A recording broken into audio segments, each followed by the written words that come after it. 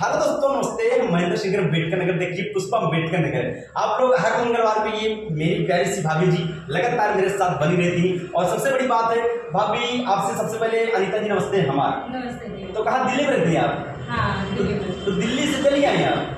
हाँ, कुछ काम था तो आई थी। दिल्ली से मुलाकात ये भी मिल गए गाँव में हमें। अच्छा। आ रहा थी कि मैं अपने ससुराल से मैके आ रही थी। अरे वाह, तो ये काज रही है, चैनल बन गए, वीडियो बन गई और महेंद्र से मुलाकात हो गई। हाँ बिल्कुल, मैं सोची थी कि कब मुलाकात हो, तो फिर उन्होंने बोला चलते हैं भैया, साथ मिल लेते हैं, क्योंकि कल मुझे निकलना है। बिल्कुल दोस्तों, कल इनको दिल्ली जाना है, इसलिए आज आई मेरे पास। तो जितने लोग मेरी वीडियो देख पा रहे हैं, आप लोग सबसे निवेदन, आप लोग सपोर्ट करें। ये पुष्पा जी बहुत अच्छा गाती है। हमें नहीं कहते पुष्पा जी बहुत अच्छा गाते हैं, लेकिन सारी माताएं, जितनी माताएं बने आती हैं, सब अपने अपने अंदाज में बहुत ही अच्छा गाते हैं। तो पुष्पा जानते क्या सुनाएंगे आप कुछ, क्योंकि समय हम लोग के पास थोड़ा कम है ना, तो हाँ कुछ सुना दीजिए आप। चलिए। पनिया भरन गई पगहे कुआना, स्टील गगर टूटल टूटल मोरे सखिया, स्टील गगर टूटल मोरे सखिया, स्टील गगर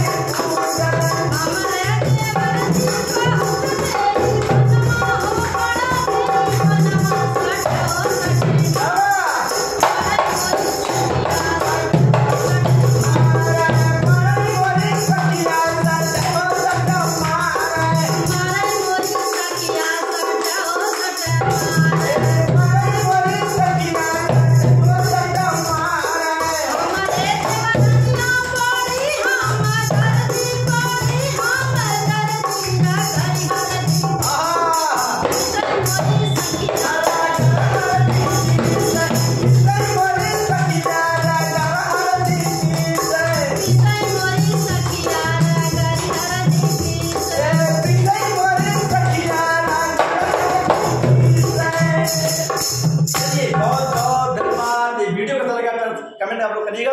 नेक्स्ट वीडियो मिलेंगे। बहुत बहुत धन्यवाद, शुक्रिया आप सभी का।